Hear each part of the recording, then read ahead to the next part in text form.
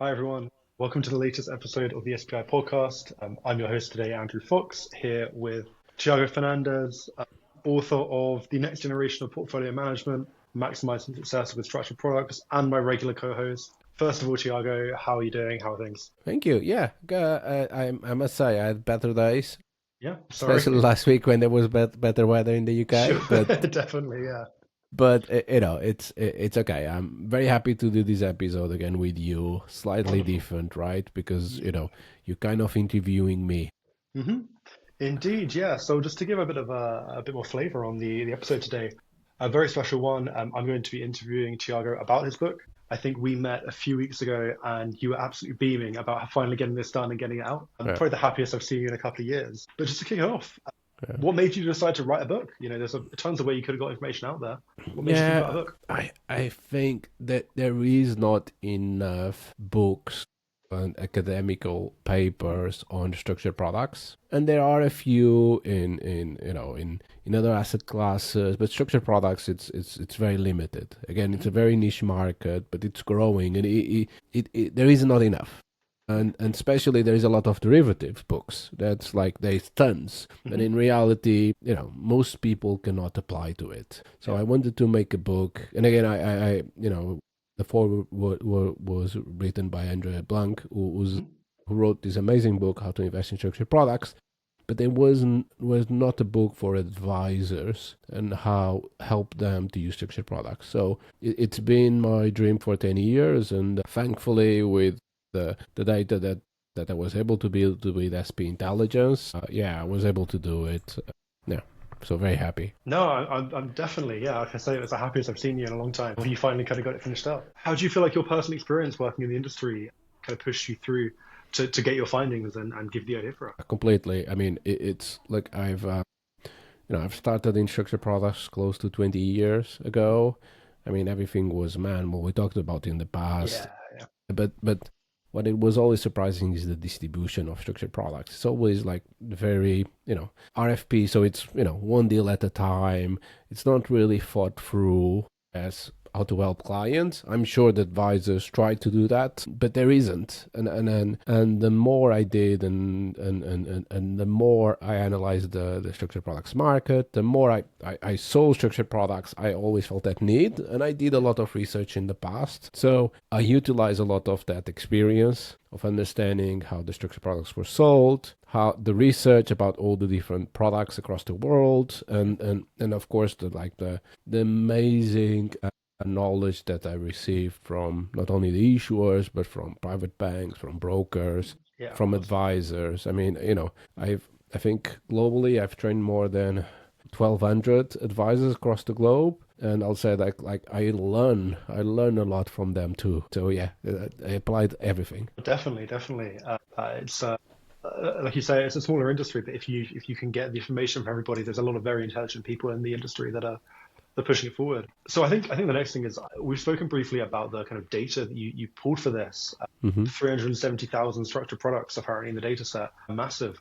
Were there any patterns that kind of shocked you about the way things are used and what you learned? There was one. I mean, we'll talk about it, but like a lot of them I was already expecting. Right, is like structured products, low volatility. That especially on the income products, on the auto-callable space, that the returns are very, they are very common, and the likelihood of getting it's very, very, very high. That's why they have so much success. The one that shocked me a little bit was the return of the capital protected products. So like let's say the structured Yeah, deposits, it was low. It was low. I mean, the volatility was close to zero. sure. Yeah, yeah.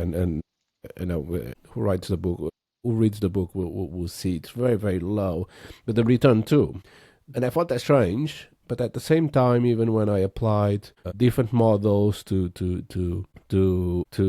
structured products and to other asset classes, any model also invested in those products. And I kind of, it was a bit different. Why why all this maximizing or minimizing risk or maximizing return? They still invest in these products, and ultimately it comes out to diversification and payoff diversification. So it was very, very interesting, right? Because some people, I've been involved in a few cases about, how structured deposits should not give return and so on. But in reality, they are diversifying tool, an insurance tool to protect capital. So the models still say, the return is low, but the volatility is very low, and on especially when there is a market downturn, they work, they protect your capital. Wonderful, yeah. Okay, great. So I think the next part of this is you have a presentation to go through about the findings of your. I do. I want to show. Hopefully, it will be interesting, and then last, I want to actually test it with you. Please, if you're okay with that, Andy. Yeah, the live test would be great. Free advice. I need it. Don't worry. Okay. Let me share my presentation. I promise I'll be quick because there is much other things. Can you see my screen? I can. Yes, thank you. Perfect. So look, I'm just going to brief summary of the book, and I think we'll go through the theory and what is applicable. So we're talking about goals, and this is the way that I've applied it. Is that goals change through life, and priorities do change, and I'm not sure if I had this professor who talk about the bell curve, right? In the beginning, it's you start with nothing, right? Because you're still at your parents. You kind of build, then you start to accumulate between 45 and 55, and then from 55 to 65, you kind of protect the capital and generate income, and then after 65, right? That's the time that people used to retire, right? Yeah. Now it changes a lot. Maybe not so anymore, but sure, definitely. Yeah, depending if you're lucky or not. Yep. But that's kind of the idea. And the other thing is that priorities change in life, right? Definitely. And so and this is interesting, and I'll talk about the hierarchy of these goals, but it kind of change, right? When you're 25, you kind of need liquidity, right? You're building up. But then you also have goals in life. You also have the importance of retirement. You have dreams, and this kind of vary a lot, right? And this again, this is research. This is not mine. There's a lot of research on this, how these goals in life change. And the other one, which I found it very, very interesting, is that when investing, people think about buckets, and most people in financial industry talk about drawdown, expected return, volatility, and you have these people suggesting you should put all your money in ETFs and so on, but without understanding that's not what people feel or what people want, right? Or even their objectives. So I use this let's say Maslowian goal hierarchy, right? The needs, wants, wishes, and dreams, and there's been a lot studies on goal-based investing, which is basically people mentally create buckets, investment buckets, depending on their goals in life, and this is where I think how structured products fit. Okay, and again, I thought about this book 10 years ago, and I had a problem, right? And this has been the academic problem of that, and it was true. Right, one is the return distribution. Right, is because these products have skew, have kurtosis, right? Because of their payoffs, you can't really compare with traditional asset classes, equity and bonds. Now, thankfully, and with a lot of help of my clients at the WSD, I was able to collect daily structured products pricing, as well develop on my own life cycle software. To calculate the coupons, the intrinsic performance, the early redemption, maturities, everything.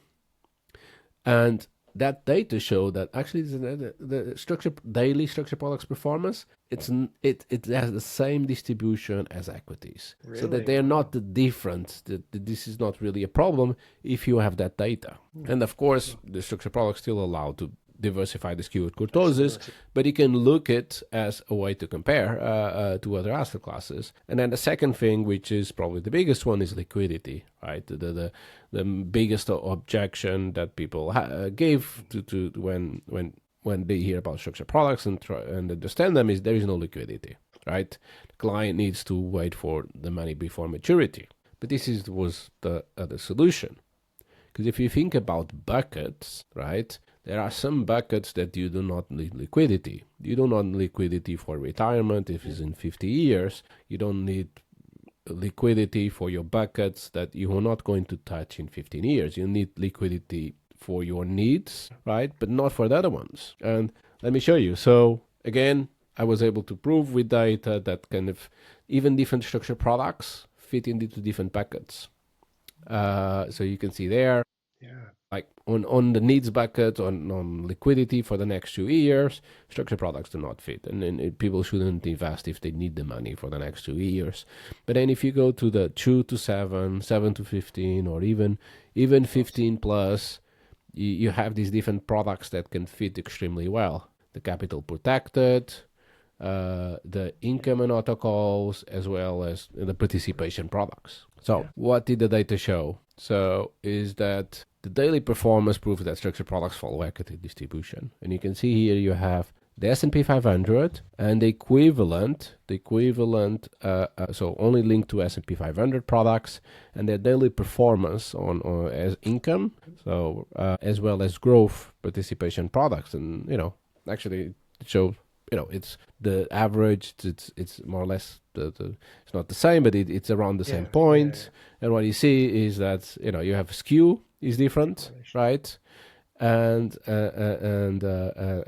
kurtosis is also different depending on the product, but that actually helps when you're building a portfolio. Anyway, here you go. You kind of have here, right, skew, high kurtosis for capital protected, right? Income, high kurtosis because they as I'm showing here, right?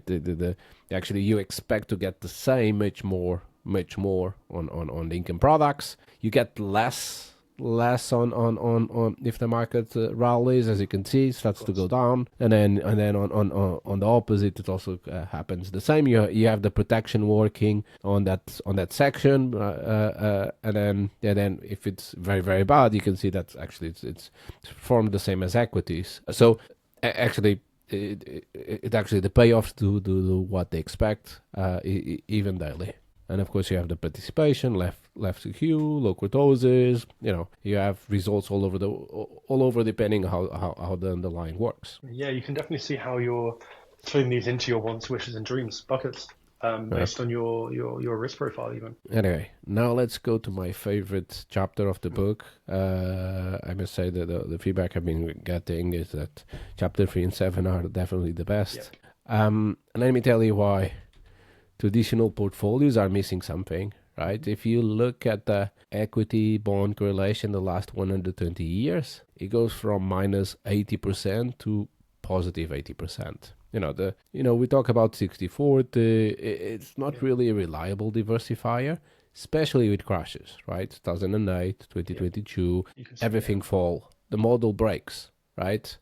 And of course, all that theory kind of ignores that, you have investors, you have timelines, liquidity constraints. And another thing is like, everyone tells about, put everything in equities. It's a dangerous thing, especially when you have some drawdowns. So you have this goal-based investing, which, and this was the book of the three and what we wrote. You have this, you have the MPT, the CAPM, the APT model, the Markowitz, right? They ignore completely investors. You had the second generation of portfolio management, which was looking for alpha, factor investing, right value, momentum, quality, etc. And then I believe you had this third generation, which is goal-based, which is bespoke to each client. And in this book, I think it's the first book that actually used structured products in this goal-based investing theory. What do you think is the trigger between that second and third generation? what's The kind of trigger? changed in, yeah, so It, what's kind of it's changed to start that? I mean, there are a couple of things. Mhm. One, I think it's technology. Yeah, Right? It was very difficult in the past to be able to compute, especially bespoke portfolios to investors. Of course, for high net worth individuals, family offices, they can do that, right? They have mm, the money to invest. But for let's say for more the retail space, it was tricky. too expensive. And then the second was investors are much more demanding, right? Yeah, It's yeah, it's the one size fits all doesn't work. um, and I think that's what has been pushing this new way to thinking. And of course, especially financial advisors, financial planners. Again, financial planners now exist as a profession because you're trying to plan for yeah, the individual client. So MPT and alpha factor, although it can be used, it doesn't really fit yeah. to a plan, a life of someone. Makes sense. Yeah, definitely. Okay. So here you go. This the framework which I think advisors could use is basically identify the objectives of each client, targets, the monetary targets and timelines. Goals must be measurable, not vague. Aspirations, of course, you can tell it. It's your dream to win the Euro Millions, but that's the probability of that Yeah. happening is very very low. Hmm. So you could actually do that. There's some goal-based investing that justifies Of course. investing on Tickets to the lotteries because lottery. with Yeah. it. Assess the risk per bucket, and I'll show you, and then of course monitor and adjust because portfolio Of as course. well as targets and timelines change. Mm. So it's something that it needs to be live. Mm-hmm. And then I think it's important to that, like, why behavioral finance supports the structured products, right? Because you have the prospect theory and loss aversion, capital protection Yeah. addresses loss aversion. Because the investors know what's their floor, what's their worst scenario, and then you have that payoff kind of replaces the vague and uncertainty on Yeah. outcomes, Yeah. and that kind of helps people going from the intuition to more reasoning, and especially the mental accounting, where each bucket own structured products. It's much more natural for investors. I mean, I think the payoff scenarios, I think with the current regulations going in, it's very obvious to see what your payout is on maturity or throughout the life of the product. Yeah. Anyway, there you go. And then you kind of build a portfolio. And again, we talk about you need to find the goals, rank, select the instruments. Doesn't mean that you always need to buy structured products. Quite the Of course. opposite. And I'll show you. I'll show you I do actually. For some clients, you do not need structured products, or you shouldn't. But anyway, it's very good to select and size and kind Yeah. of select the right structured product into the buckets. And of course, like measuring performance in the right way. Of course, I use the daily performance, so it's comparable with other asset Yeah. classes, but Yeah. it's what you expect. It is the intrinsic performance. That's what you need to do to evaluate. So, Awesome. should we do your portfolio? Yeah. Go ahead. Go ahead. I'm Okay. interested to see what it tells me to do. Probably invest in the Euro Millions, I'm guessing. But yeah, I'm interested to see how it comes out. Let me get this. Where it is. I just need to get this to start. There you go. So, just give me 1 second. Okay. So let me share the screen. Okay. So I built this app. It's not live yet. It will need some work, and to be honest, there is of course some regulation because I don't want to be seen Yeah. as give Of advice. course, not financial advice. Yeah, it has to be. Yeah, Go but ahead. anyway, we'll show and how we show how it works. So, Drew, so I told you about the buckets, Hmm. and let's try to build some goals. Okay, wonderful. Here you go. So Let's go to the essential one, which will be the most important. I think probably the most important is having is retirement, right? For Mm-hmm. me, it's having a comfortable Uh, retirement. yeah. So I would probably want to retire with an income of let's say 50,000 a year. coming in 50,000 a over year. 20 years? Over Maybe 20 years. 100,000 let's push it up to. 100,000. You probably need more. You You probably need think? more. You need Okay. probably to make sure, because you kind of will probably live to 100. You I probably probably need I'm a very fit man. It makes sense. Um, you okay, probably sure. need 500,000. Probably Let's then. Well, okay. Yeah. Let's Yeah, imagine again. This is pure. Don't give me your exact numbers, but of let's course say not. you have what 50,000. 50, yeah, let's say. That's pretty 50,000, not and what incorrect. will be your target without telling me your age? 2026, so I've still got, let's say I retire at 65. We'll Si- give it 30 years. So let's say 30 years. 2036. 2056, right? 2056, sorry, of course. Awful math. Let's do It's been a long week. 1st of January, Perfect. Yep. and let's say monthly contribution. I'll put 200. Let's put 500, just to simplify. Okay. Okay. Yeah, Okay. pretty easiest. Yeah. Anyway, you can see you're at 10% of your goal. Wonderful. You have 29.6 years to go. That's depressing, but okay. Makes me realize I've got to be Tell in me. work for a lot longer. Let's go for, I would love to have children in private school, right? So be able to afford Okay. to get them into private school. Let's say 2 children, 2.6 the average. So let's 436 by 7. So 140, 280 more than likely. That would be. 280. hmm Wow. Yeah, 2 kids over 7 years, Yeah. 80 grand term. Let's say you have for this what Let's say probably 30, probably. 30. Okay. Yep, would be And a good that thing. will be probably what in 10 years. 10 years, 11 years. Depends who you ask. Anyway, and monthly And contribution. that's probably quite high. That's pretty closer to 1,000. I'm probably doing that more actively in my Uh, current contributions, Okay. given the short term. Okay. Wonderful. Okay. Are you And happy that? then, So yeah. yeah, that's, Any other objective? Oh, I put something. 2.8 million. oh, that's a bit high. They're not going to that good of a school. I'm not that 280,000. wonderful. Yeah, I think that they're the two things in my age right now where I am that I'm looking Okay. for. Okay. I would say. Okay. Great. So now we need to think about your profile. hmm And again, it's quite important, right? And now we can play then around with it. What do you say? You say basic, informed, or the advanced investor? I'd love to call myself advanced, but I'm definitely not. So let's keep it informed for now. We can Informed? see the difference it'll make And are you afterwards. willing to accept some risk or accept medium and high? High risk. I'm all High for the risk. risk? Yep. No, it makes sense. It makes Yeah. sense. Why not, right? You don't grow a beard like this without Here accepting you the risk. go. Here you go. Oh, I put here something wrong. Let's put Push that up. 120. Let's say you're saving 30,000, Yeah. 30,000 a year. hmm There you go. If I run optimization, Wonderful. let's go. And here you go. So you should invest 35% in structured products. Okay. And I'll tell you why. And you can Yeah. see What's the here, understanding?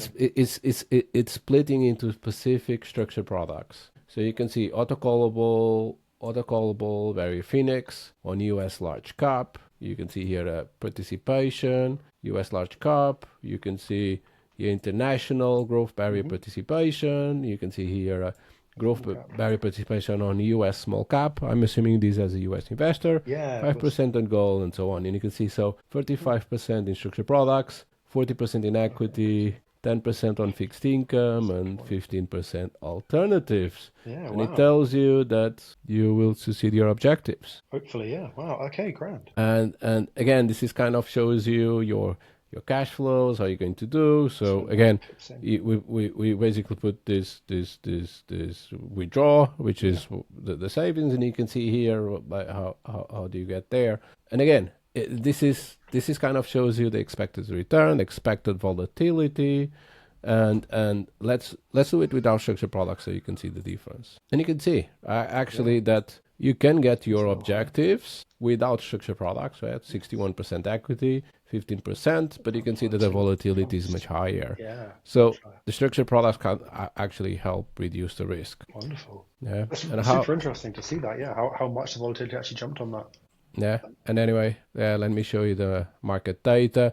This is how I split and how I did Sure. the analysis. So depending on the asset class, so let's say domestic equity, small cap, international equities. I use as a US investor. Yeah. Emerging markets, US Treasury, US High Yield, private equity, gold, etc. You can see the different expected return and volatility that I used with all the historical data. But again, you can even import your own capital market expectations. But the idea is that you could go directly or could go through a structured product depending on your objectives and how you can reduce the risk. And you can see the volatility here, right, in the table alone. The difference between a direct investment and an investment into a structured product is of course. Yeah. A massive. Okay. I think that's it. So Andrea, without giving much advice, just this is a test to kind of try to help you understand the value of structured products. I feel like I could get hands on with this and just play around with it for hours, right? Just to see how far I can get it and move the numbers around. It's super interesting. And of course, if you are the advanced investor, it will change. It actually said, doing in equity, do more alternatives because you can increase your expected return. But you're basically are able to accept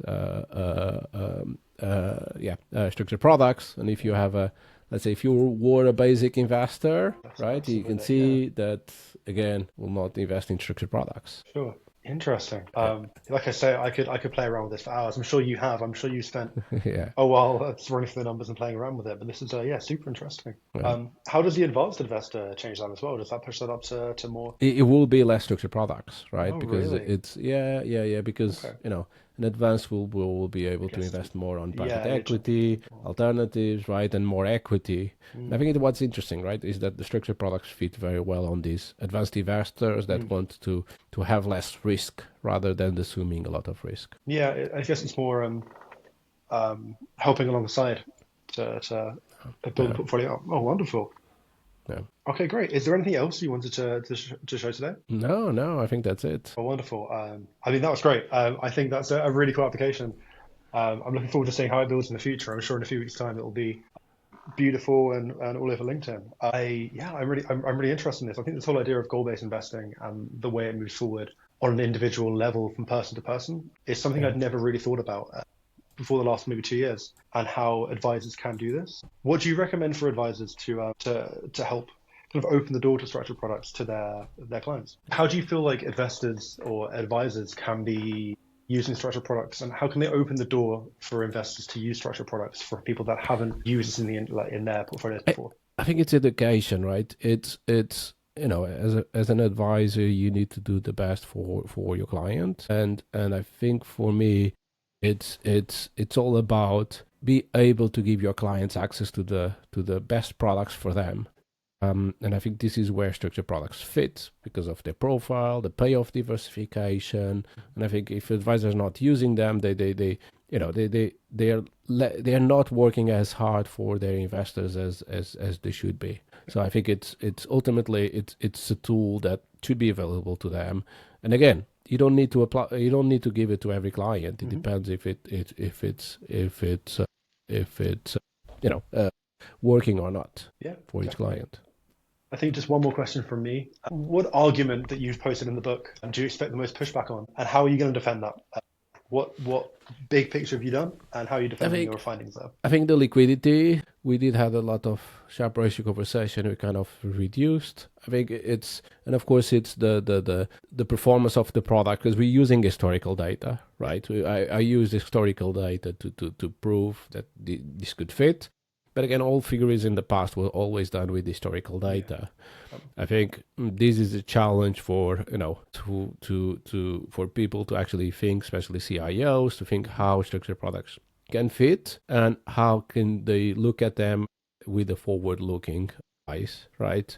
So I think that will be the biggest critic. But that will be my answer. It will be a challenge. Is historically it did work and it does work. So the question is how do we make it work for each client going forward? Definitely. Wonderful.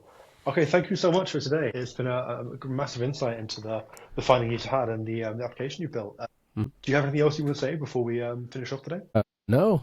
Thank you, Andrew, for doing this with me. I think hopefully it's useful for everyone. I hope so too. It's been great speaking to you, and I'm sure I'll catch up with you soon. Thank you for listening. Great. Take care. Bye.